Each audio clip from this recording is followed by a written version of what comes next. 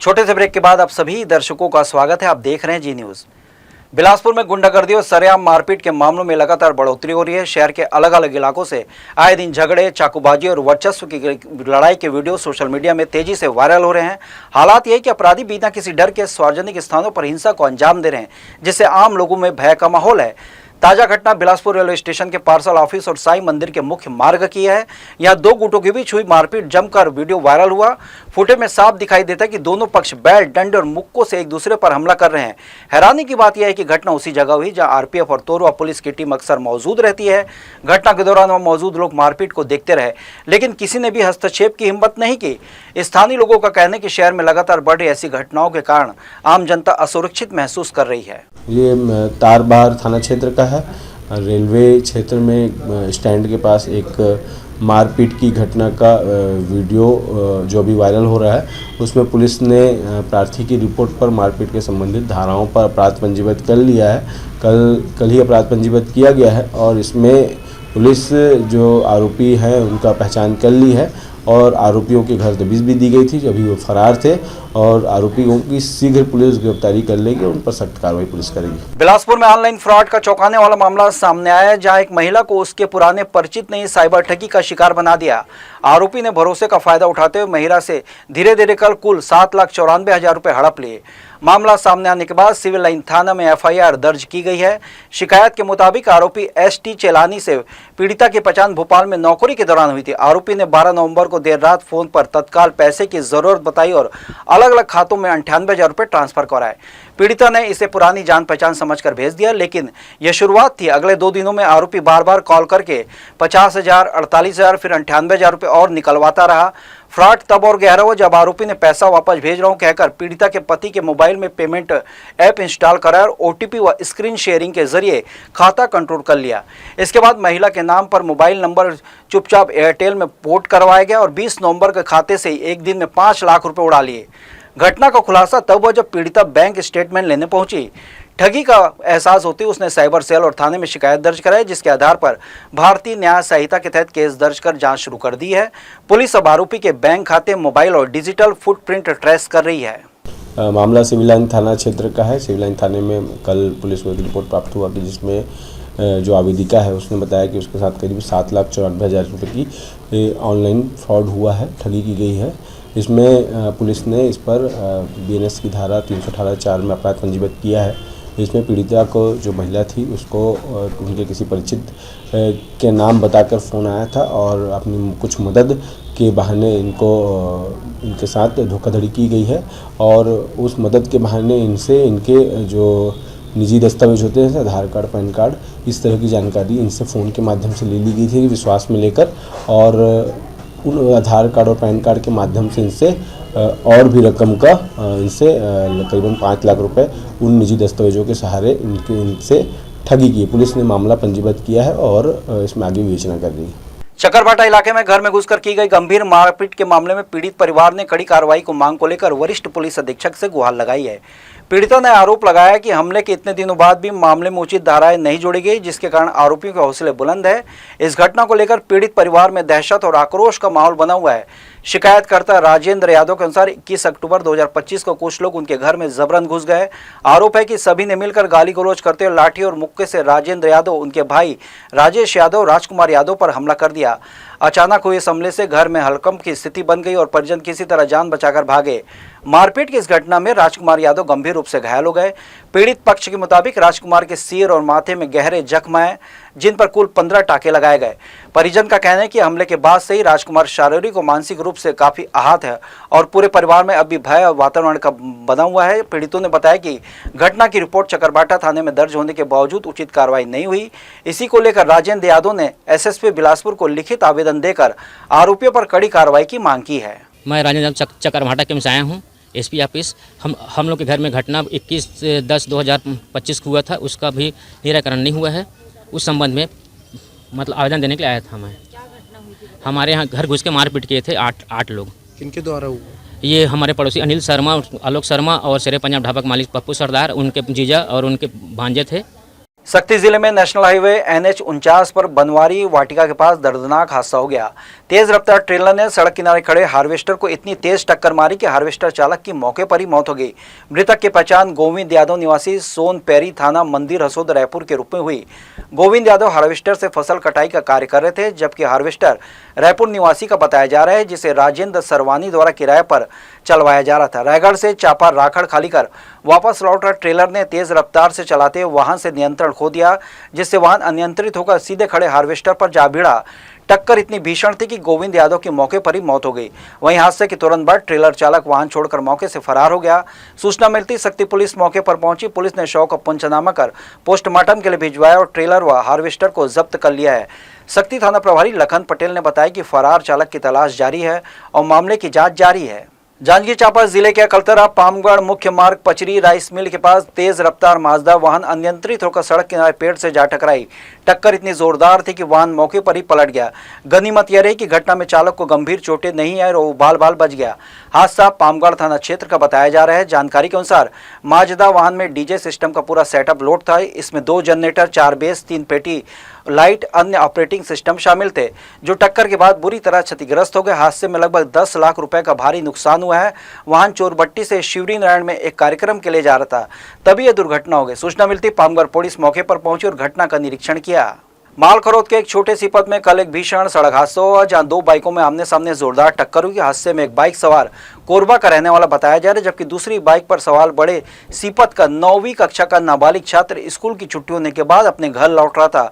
टक्कर इतनी भीषण थी कि नाबालिग छात्र के सिर और चेहरे पर गंभीर चोट आई और उसका एक पैर टूट गया। खून से लथपथ हालत देखकर मौके पर मौजूद लोगों में भारी आक्रोश फैल गया। स्थानीय लोगों ने तुरंत उसे उठाकर मालखरोद के सरकारी अस्पताल पहुंचाया, जहां डॉक्टरों की निगरानी में उसका उपचार जारी है। ग्रामीणों को कहने के क्षेत्र में नाबालिग लड़कों द्वारा तेज रफ्तार में बाइक चलाने का सिलसिला लगातार बढ़ रहा है और ये कल का यह हादसा इसी लापरवाही का नतीजा है। घटना के बाद गांव में दहशत और नाराजगी दोनों माहौल देखने को मिल रहा है। बिलासपुर में बेकाबू रफ्तार का एक और मामला सामने आया, जहां देर रात तेज रफ्तार कार नेताजी सुभाष कॉम्प्लेक्स स्थित एक दुकान में जा घुसी। टक्कर इतनी जोरदार थी कि दुकान का शटर चकनाचूर हो गया। अंदर रखा काउंटर, डिस्प्ले रेक और वायर केबल बिखर कर क्षतिग्रस्त हो गए। घटना से वहां मौजूद लोग दहशत में आ गए। पूरी घटना पास लगे CCTV कैमरे में कैद हुई। प्रार्थी प्रकाश गुप्ता, जो पैराफ्लेक्स वायर एंड केबल की एजेंसी संचालित करते हैं, उन्होंने बताया कि 29 नवंबर की रात दुकान बंद कर घर गए थे, लेकिन 30 नवंबर की सुबह जब लोगों ने फोन कर घटना की जानकारी दी तो दुकान पहुंचकर वो स्तब्ध रह गए। फुटेज में साफ दिख रहा है कि कार फुटपाथ पर चढ़कर पूरी रफ्तार में दुकान के शटर को तोड़ते हुए अंदर घुसती है। उसके बाद कार सवार युवक बाहर उतरते हैं और गाड़ी को बैक करके मौके से फरार हो जाते हैं। दुकानदार का कहना है कि इस हादसे में लगभग 2.5 से 3 लाख रुपए का नुकसान हुआ। वहीं सिविल लाइन थाना प्रभारी SR साहू ने बताया कि मामले में FIR दर्ज कर ली गई है और CCTV फुटेज के आधार पर कार की पहचान हो चुकी है। पुलिस जल्द ही ड्राइवर तक पहुंचने का दावा कर रही है। हादसे के कारण तेज रफ्तार बताया जा रहा है। फिलहाल पुलिस पूरे मामले की जांच में जुटी हुई है और आरोपी चालक की तलाश जारी है। लगभग 2 से 2.5 लाख का हमारा नुकसान हुआ है। हमको हमारे आसपास के पड़ोसी ने फ़ोन करके जानकारी दी कि आपकी दुकान में ऐसा क्षतिग्रस्त हो गया है, तो हम लोग भागे आए सवेरे 6 बजे और यहाँ देखे सारा सामान पूरा टूटा फूटा पड़ा हुआ है। शटर टूटा हुआ, 3 टुकड़े में शटर टूट गया था और अज्ञात वाहन ने रात को ये किया है। तिफरा सब्जी मंडी के पास झाड़ियों में 7 नवंबर को मिली जली हुई अज्ञात लाश का राज अब खुल गया है। करीब 24 दिन की पड़ताल, मोबाइल सर्विलांस और वीडियो फुटेज के आधार पर पुलिस ने शव की पहचान उत्तर प्रदेश निवासी गोपाल के रूप में की। शुरुआती जांच हत्या की ओर इशारा करती है। घटनास्थल से जले कपड़े, मोबाइल के अवशेष और अन्य सामान मिले थे, लेकिन पहचान संभव नहीं थी। इसके बाद पुलिस ने पोस्टर, सोशल मीडिया कैंपेन चलाया और आसपास के राज्यों के 250 मोबाइल नंबर खंगाले। इनमें से 17 नंबर बंद थे, जिनमें 1 की लोकेशन यूपी मिली। उसी नंबर पर कॉल डिटेल से पहचान आगे बढ़ी। पत्नी ने कपड़ों और सामान के आधार पर पुष्टि की। मृतक ट्रक ड्राइवर था और घटना से 22 दिन पहले घर से निकला था। 6 नवंबर की रात उसने आखिरी बार घर पर बात की और बताया था कि बिलासपुर के पास है। इसके बाद मोबाइल बंद हो गया। CCTV फुटेज में उसे घटना की रात शराब दुकान से शराब लेते देखा गया था। इसके बाद वो किसके साथ गया और क्या हुआ, ये अब भी जांच का विषय है। पुलिस कॉल डिटेल, लोकेशन और संदिग्धों की लिंक खंगाल रही है और दावा कर रही है कि जल्द ही हत्या की गुत्थी सुलझ जाएगी। करीब 1 महीने पूर्व सिरगिट्टी थाना में एक पुलिस को एक शव मिला था, जो कि आधी जली हुई अवस्था में था।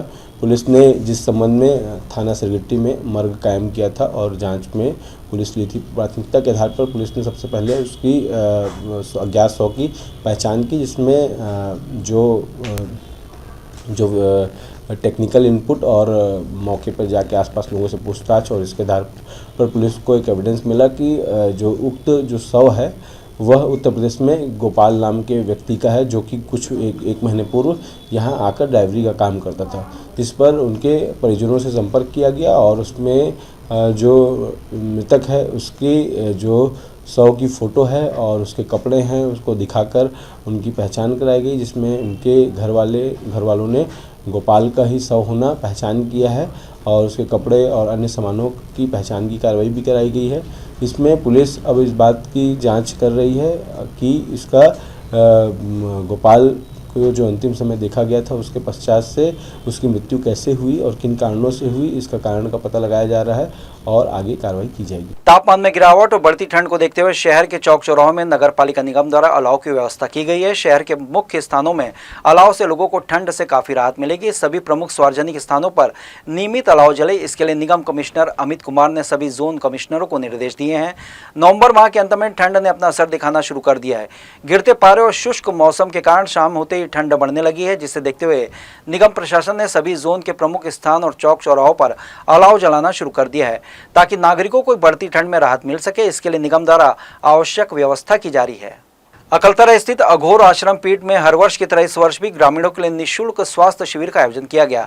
शिविर में आसपास के गांवों से बड़ी संख्या में लोग पहुंचे। दूर दराज से आने वाले ग्रामीणों को किसी प्रकार की असुविधा न हो, इसके लिए भंडारे की व्यवस्था की गई थी, जिससे लोग भोजन के बाद आराम से स्वास्थ्य परीक्षण और परामर्श प्राप्त कर सके।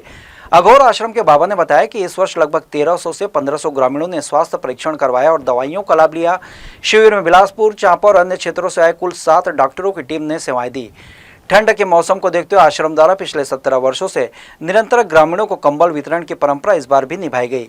इस वर्ष लगभग 6 से 7 हजार ग्रामीणों को कंबल वितरित किए गए। अघोर आश्रम न केवल स्वास्थ्य सेवा बल्कि शिक्षा के क्षेत्र में भी अहम भूमिका निभा रहा है। यहाँ क्षेत्र का पहला CBSE स्कूल स्थापित किया गया है, जिसमें वर्तमान में 500 से अधिक बच्चे अध्ययनरत हैं। दूरस्थ और आर्थिक रूप से कमजोर परिवारों के लिए आश्रम में हॉस्टल सुविधा उपलब्ध है, जहां पढ़ाई, भोजन और दैनिक जरूरतों का खर्च आश्रम द्वारा उठाया जाता है। इनमें बड़ी संख्या में आदिवासी बच्चे भी शामिल हैं।